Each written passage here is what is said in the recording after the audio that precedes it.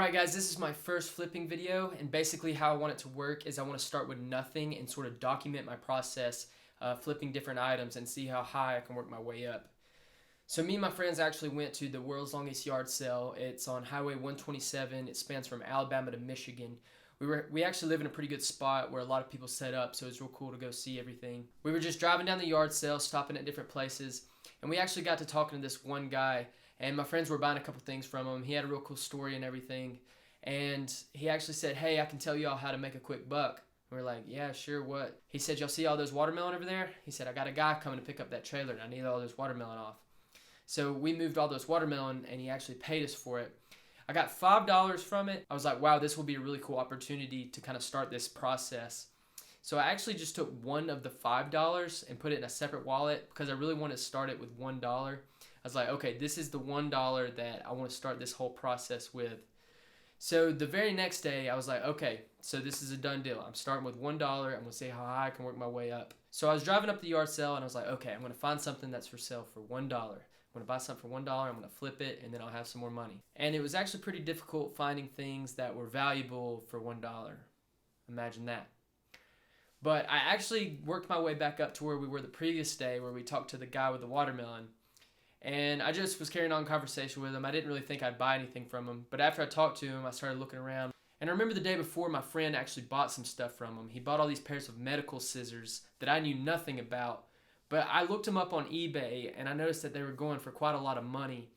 But the problem was that I limited myself to $1, and he was selling these for $5.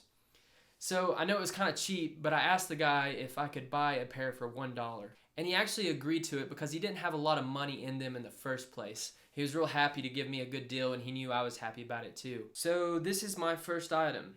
I have a pair of scissors that I do not know a lot about, but it seems like they're pretty valuable online. For this flip, I'm just going to post these on eBay because I think it would be pretty hard to find a buyer locally.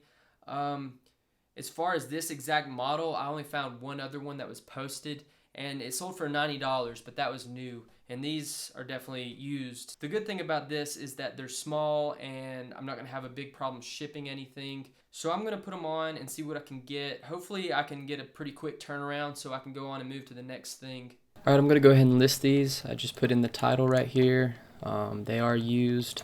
I'm going to add some photos. I got some pretty good photos. I ended up just taking them with my iPhone. But I'm going to add these in real quick. I think that's just asking for that number. Okay, I was pretty honest in the description that I didn't know a lot about them, so maybe they will know what they're bidding on. I need to make sure I started at a price where I don't lose any money, so